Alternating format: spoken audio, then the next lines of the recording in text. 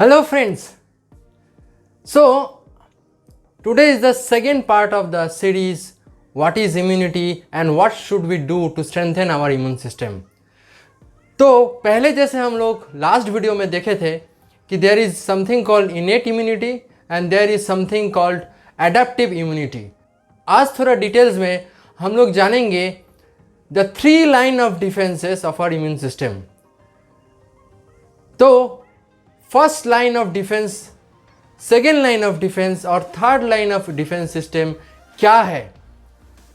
जैसे कि ये 3 लाइन ऑफ डिफेंस सिस्टम हम बात कर रहे हैं, आपको पता चल गया होगा कि पैथोजेंस को हम लोगों का बॉडी में एंटर करने के लिए ये 3 स्टेजेस को पार करना पड़ेगा, तब जाके वो विन करता है. And believe me friends, it's not so easy because our immune system जिस हिसाब से बनाया गया है, भगवान का देन है कि इस 3 स्टेज इम्यून सिस्टम को पार करने के लिए जो भी पैथोजन है उसको बहुत ही ज़्यादा इंटेलिजेंट बनना पड़ेगा और बहुत ही पावरफुल बनना पड़ेगा.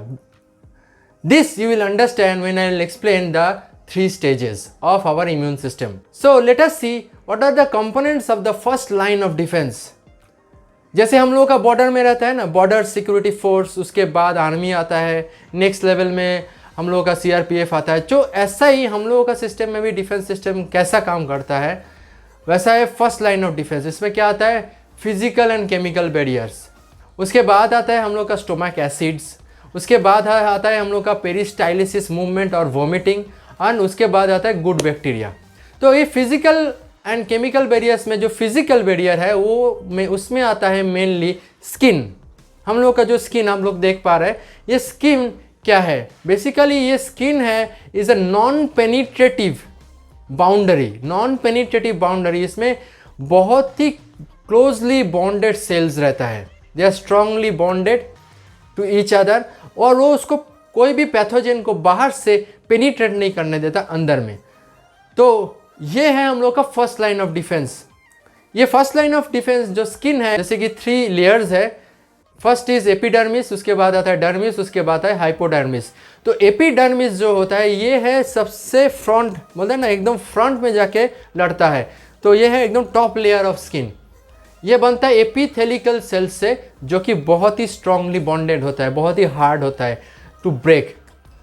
लेकिन दोस्त, जब भी यहाँ पे क्या होता है, कभी कटिंग होता है तो क्या होता है, ये ओपन एक्सपोजर हो जाता है पैथोजेंस के तरफ, तो उसमें अटैक होता है. तो उसके लिए अलग मैकेनिज्म है जैसे डिफेंस होता है. लेकिन फर्स्ट स्टेज में क्या होगा, कोई भी इन्फेक्शन आपके बॉडी के ऊपर अंदर नहीं घुस पाएगा जब तक इसको कट नहीं कर पाएगा. सो नेक्स्ट जो स्किन का लेयर है एपिडर्मिस के नीचे आता है डर्मिस. वो थोड़ा थिक होता है और वो डर्मिस में बहुत सारा इंपॉर्टेंट कंपोनेंट्स है. जैसे हम लोगों का स्वेट ग्लैंड्स रहता है, हम लोगों का बेसिकली हम लोग का जो सेबाशियस ग्लैंड रहता है, उसके बाद हेयर फॉलिकल्स रहता है. तो ये बेसिकली क्या काम करता है, ये जो स्वेट ग्लैंड्स है ये बेसिकली सैलाइन नेचर होता है. जब भी स्वेटिंग होता है सैलाइन होता है और सैलाइन एनवायरनमेंट में पैथोजेंस, बेसिकली ये जो बैक्टीरिया है, जो भी हम लोग का एक्सटर्नल ऑर्गेनिज्म है, माइक्रो ऑर्गेनिज्म, ये हार्डली सर्वाइव करता है.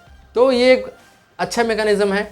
सलाइन वाटर मतलब हम लोग का बेसिकली स्वेट से निकलता है. नेक्स्ट जो आता है हम लोग का सेबाशियस ग्लैंड. इसमें क्या होता है, फैटी एसिड रहता है. ये फैटी एसिड मतलब कि एसिडिक कंपोनेंट, जो जब भी कहीं पे एसिडिक नेचर होगा वो भी हम लोगों को जो पैथोजेंस को प्रोलिफरेट करने में और सर्वाइव करने में हेल्प नहीं करता है. इसके बाद हम लोग का आता है हम लोग का लाइसोजाइम्स. एक तरीके का डिफेंस मैकेनिज्म है जो लाइसोजाइम्स क्या करता है, सेल्स को रैप्चर करता है. जैसे बैक्टीरिया सेल्स आया अंदर में, उसको रैप्चर कर देता है और सर्वाइव नहीं कर पाता है. तो ये तीनों कंपोनेंट हम लोग का डर्मिस में रहता है. इसके बाद आता है हम लोग का हाइपोडर्मिस, जिसके अंदर हम लोग का ब्लड वेसल्स फ्लो करता है. नेक्स्ट आता है हम लोग का केमिकल बैरियर्स. तो केमिकल बैरियर्स में हम लोग का मेनली आता है म्यूकस मेम्ब्रेन. वो कहाँ पे रहता है, बेसिकली जहाँ पे भी ओपनिंग है, जैसे माउथ है, हम लोग का ईयर्स है, उसके बाद हम लोग का आईज है, उसके बाद हम लोग का नोज़ है, यूरोजेनिटल्स जैसे कि हम लोग होता है यूरिनोजेनिटल्स, वहाँ पे भी हम लोग का ये म्यूकस मेम्ब्रेन रहता है जहाँ से म्यूकस सब्सटेंस जनरेट होता है. ये म्यूकस क्या होता है, बहुत ही स्टिकी टाइप का नेचर ये रहता है और डेंस रहता है। ये क्या होता है, जब भी कोई माइक्रोऑर्गेनिज्म आता है उसको स्टिक कर जाता है, वो अंदर नहीं घुस पाता है और हम लोग क्या करते हैं, उस म्यूकस को स्प्लिट करता है और इधर स्वॉलो करता है। जब स्वॉलो करेंगे क्या होगा, वो हम लोग का पेट में जाएगा और पेट में स्टोमक एसिड रहता है, फिर से अगेन वो एसिडिक नेचर रहता है, इसीलिए क्या होता है वहाँ पे माइक्रो ऑर्गेनिजम्स या फिर जो पैथोजेंस है वो सर्वाइव नहीं कर पाता है। And after that it goes through the हम लोग का स्टूल के साथ निकल जाता है। ये गया हम लोगों का बेसिकली जो म्यूकस मेम्ब्रेन। ये म्यूकस मेम्ब्रेन के साथ एक वेरी इंपॉर्टेंट कंपोनेंट जो हम लोग का रेस्पिरेटरी ट्रैक्ट में अवेलेबल है, दैट इज सीलिया। सीलिया क्या है, जैसे हम लोग का सांस लिया, हम लोग का सांस के अंदर हम लोग का माइक्रो ऑर्गेनिज्म अंदर गया, जब ये रेस्पिरेटरी ट्रैक्ट के अंदर जा रहा है क्या हो रहा है, ये म्यूकस के साथ लग जा रहा है। तो ये म्यूकस के साथ ये बाहर कैसे आएगा, इसीलिए सीलिया बोल के एक चीज़ आता है जो कि हम लोगों को ये वन यूनी डायरेक्शनल मूव करता है, मतलब एक डायरेक्शन में मूव करता है और वो क्या करता है, प्रोपेल करता है वो mucus that is basically mixed with that pathogen, उसको ऊपर लाता है। जब गले के पास आ जाता है क्या करता है, हम लोग स्प्लिट आउट करता है, नहीं तो उसको हम लोग स्वालो कर लेता है। तो ये सीलिया ओनली रेस्पिरेटरी ट्रैक्ट में रहता है हम लोगों का, जो कि हम लोगों को ये प्रोपल्शन मूवमेंट करता है, यूनी डायरेक्शनल प्रोपल्शन करता है और हम लोग का बॉडी के अंदर से पैथोजेंस को निकालने में हेल्प करता है। नेक्स्ट जो हम लोग का आता है बेसिकली, जैसे कि हम लोग आइज में क्या रहता है, हम लोग का आईलिड्स, वो क्या कहता है डस्ट को बाहर से हम लोग का अंदर नहीं घुसने देता, जैसे आईलिड्स वो प्रोटेक्ट करता है। उसके साथ टीयर्स आता है, जिस टीयर्स के अंदर हम लोग का लाइसोजाइम एंजाइम है, जो कि वो अगेन कभी भी माइक्रो ऑर्गेनिज्म या पैथोजेंस घुसता है तो उसको वो बेसिकली क्या करता है, उसका सेल को रैप्चर करके उसको डिस्ट्रॉय कर देता है। तो ये है लाइसोजाइम एंजाइम उसमें रहता है। नेक्स्ट जो आता है हम लोग का पेरिस्टाइलिसिस एंड वोमिटिंग मूवमेंट। जैसे पेरिस्टाइलिसिस क्या है, पेट के अंदर क्या होता है, हम लोगों को मूव करते हैं, हमेशा रोटेट करते मूव करके हम लोगों का पेट के अंदर से स्टूल को बाहर निकालता है, तो इसको बोलते हैं पेरिस्टाइलिसिस मूवमेंट। और उसके साथ हम लोग का वॉमिटिंग, जो कि ऊपर से हम लोग निकालते हैं, कोई भी पैथोजेंस बॉडी के अंदर जाता है तो उसको हम लोग बाहर से भी वॉमिट करके निकाल सकते हैं। इसके बाद आता है एक यूनिक चीज़, इसको बोलते हैं गुड बैक्टीरिया, जो कि हम लोग का बॉडी के अंदर रहता है।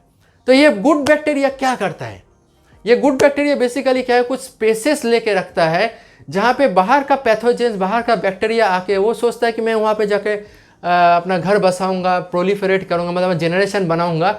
लेकिन पहले से अगर वहीं पे कोई मौजूद है, जैसे कि आप अपना घर में रेंट देना चाहते हैं या फिर आपका घर में रेंट रहता है, तो दूसरा कोई रेंट वाला आके आपके घर में रेंट नहीं रह सकते, क्योंकि ऑलरेडी कोई पेशेंट है जो कि वहाँ पे रहता है, खाता है, सोता है। तो वैसे ही आपका घर के मतलब आपका बॉडी के अंदर भी ऐसा कुछ बैक्टीरियाज है जो कि वो स्पेसेस ऑक्यूपाई करता है, and it's good bacteria which also generate some different kinds of vitamins also which help us in our immune system.